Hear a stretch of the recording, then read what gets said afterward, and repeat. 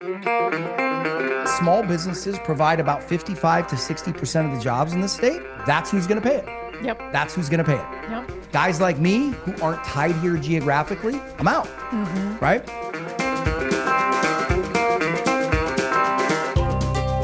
Zach Abraham, hello, my friend. Hello. How are things? Oh, I'm good. I'm getting ready to throw my support behind Gavin Newsom for president in 2028. Ooh. Well, former friend. How are you, former friend?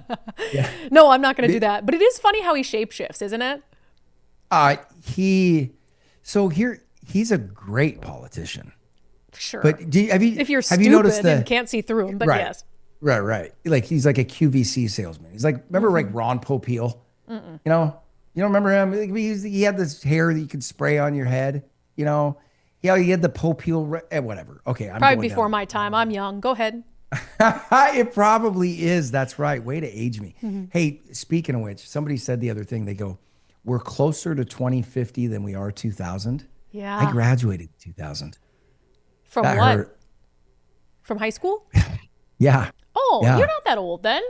Well, just randomly, I was thinking about that. The kid's born today because our Daryl just had a baby. Yeah. And that baby, for sure, can make it into the 3000s. Wow. That's wild. No, they can't, Nicole. The 2100s. 2100, sorry. Not 3. I was going to say, boy, they have some Nicole, genetics the one in that time family. Nicole and Jackson Swamp And Lodge. it was going to be good until I said the wrong number. I was like, And no, their kid's name is Methuselah. Yeah, right? unless she's over here dying and she gets to control the camera so you can't actually see her. Nope. Unless That's it's smart. a robot. Unless they come up with, robot human hybrid. I meant 2100. That's one We for can the market blooper this. reel. The next. Yeah, we'll call it the AI Nicole cam. Yes. Right? We'll just put it AI. It'll just pan to Nicole whenever it Oh, wants that's to. good. Anyway, You what knew were what we I even meant. what were we even talking about? So Gavin Newsom all of a sudden, he came out and he said he is vehemently opposed to this California wealth tax proposal to tax billionaires, one-time tax of 5%. It'll go to voters in November. He calls it really damaging for the state because billionaires are already moving out. Yeah, we know. We agree. Water is wet. Right? So there is something redeeming about Gavin Newsom. And to me, it's the same thing that is somewhat redeeming about Bill Clinton. Go ahead. They are pragmatists, right? Meaning they're not insane, right? They're not blue-haired people. Like Newsom said, he's a salesman. He is insane though. No, he's not. He's the only sane actor. He doesn't believe any of the insane things he says. He doesn't actually believe. So you think he's strategic, not insane, is what you're saying? 100%, Like he's not driven by yeah. ideology. I get what you're saying. Okay. Yeah, I mean, just by naked ambition and a will to govern and a will to power. Yeah. Which makes him a really disgusting, reprehensible human being.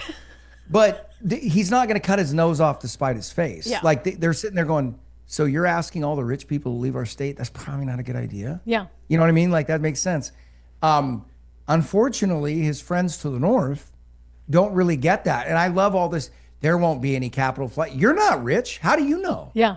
Like, what do you really? Because your friend told you that? Like, I'm literally telling you pass that tax, I'm gone. Well, we said that on the show this week, is that our friend Zach Abraham literally said, if you pass the tax, he's gone. So are you just think he's lying? So let me play 2 clips to have you react to them. Because they're relevant to both the things you just said. So State Representative Tim Ormsby, Washington State Representative, he's in charge of the budget negotiations for Democrats in the State House, right? So I was down in Olympia for a legislative preview and got a chance to ask him some questions. And he was talking about this idea of the millionaires tax, right? So you would think that what Gavin is saying is helpful to us. Gavin Newsom is acknowledging billionaires are fleeing and they will continue to flee if you tax billionaires. So if you take that logic and you apply it to the millionaires tax, millionaires will flee if you tax millionaires. So don't believe me, it's Gavin Newsom. So this is what Representative Tim Ormsby said about a potential income tax here on millionaires. I have no problem. I can look myself in the mirror and my constituents in the face if we're taxing a certain percentage of over $1 million. And as you pointed out, it is not going to change anyone's lifestyle at that level. So he's responding to a question from a reporter, and this reporter says, oh, if I have $1 million and you take 10%, then I have $900,000. That doesn't change my life at all. So let me tell you how people that actually understand money and think about it. Go ahead. Speak to that reporter. Go ahead. Yeah. So here's how this works. People that have a lot of money typically got it because they're good with money. It's kind of usually, you get some people inheriting all that kind of stuff. So if I have an option to take the $300,000 to $400,000 that tax would probably cost my company. There's another thing I want to point out real quick. When I talk about myself, I'm talking about it in terms of tax policy, meaning when you hear them say millionaire, don't think of the guy that's got the 70-foot yacht. Think of the small family business. Yeah. Okay? Because they operate out of an S-Corp LLC. And the way tax policy works is that LLC is a pass-through entity, meaning it's going to tax, right?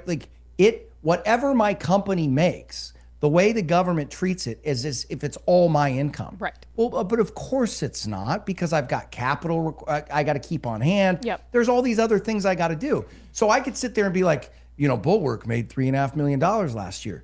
Did I have a good year? Yes, but I didn't make $3.5 million. Right. And that's the way that every small family business owns. So when you say you're going to pass a tax on millionaires, what you mean is no billionaire will pay it because they've got infinite financial ability and they're not going to sit there and just hand the state of Washington $100 million. Why? For the same thing that idiotic reporter didn't understand. He didn't get to be $1 billion because he pissed his money away. Yeah. Right? Yeah. Okay. And we all know if he's a billionaire, even if he votes on your side, he knows the biggest waste of money is giving it to you. Yeah. Right? So you do a deal. For me, so when you hear them say that, think this is a small business tax. Then think about the fact that small businesses provide about 55 to 60% of the jobs in this state. Okay? That's who's going to pay it. Yep. That's who's going to pay it. Yep. Guys like me who aren't tied here geographically, I'm out. Right?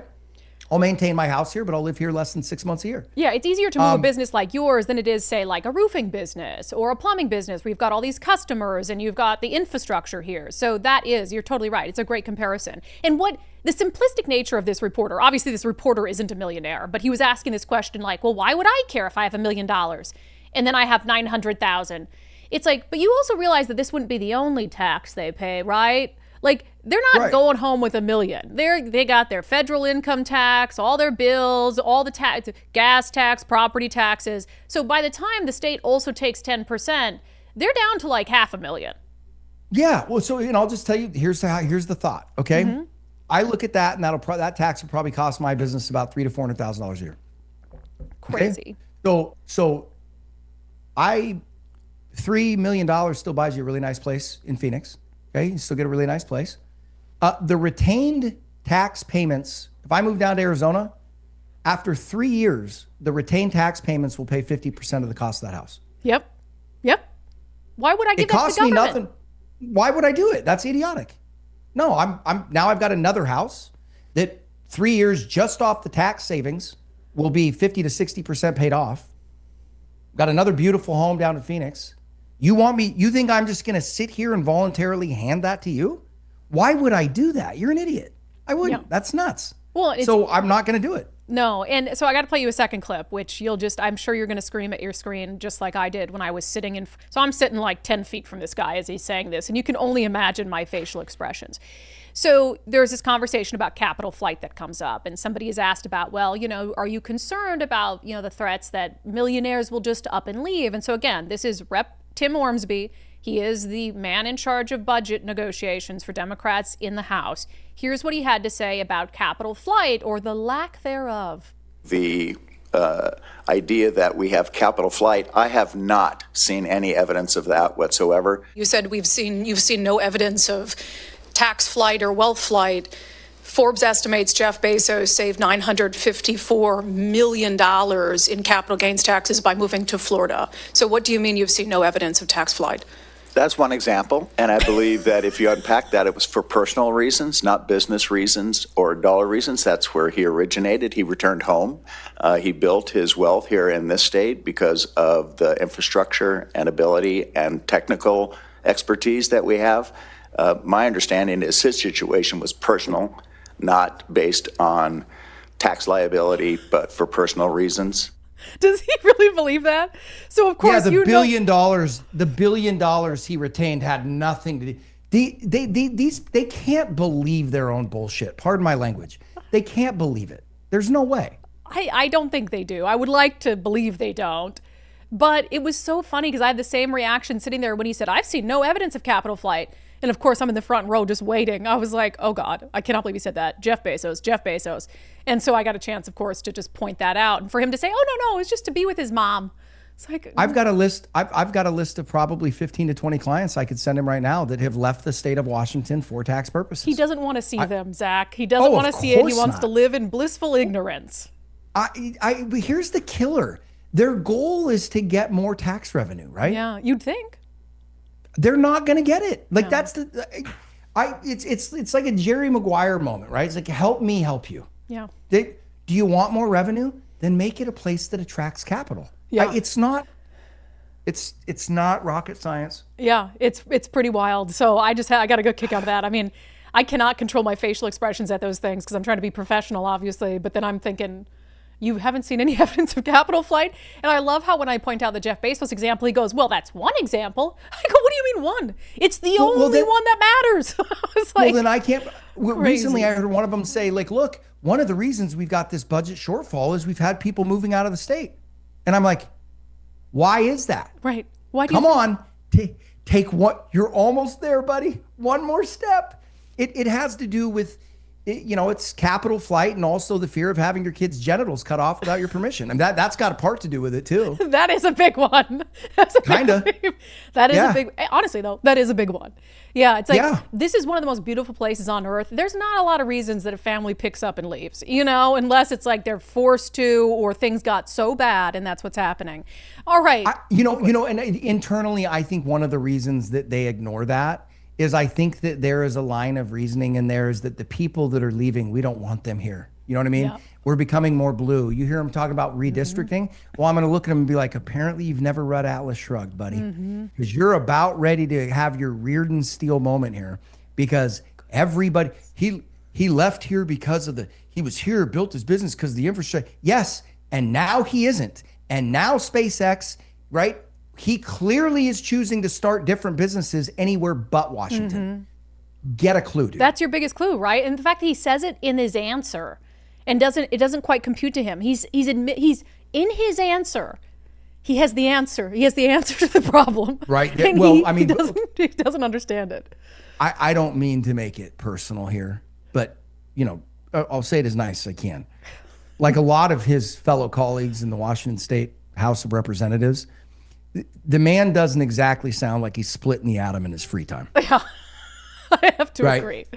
That ain't the sharpest garden hoe in the shed.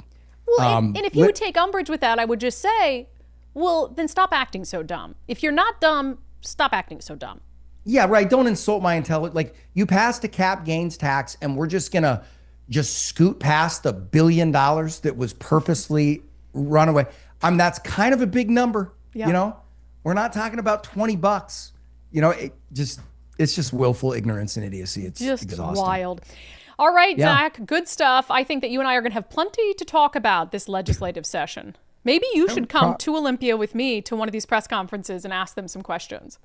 Oh yeah, I mean, if you want to see me get hauled away in cuffs. I don't want to see that. I don't. Yeah, I'm already having a hard enough time getting them to let me come. So. Yeah, well, I mean, they're all about transparency and openness, so it's shocking you. Yeah, obviously. All right, Zach, we'll see you next week.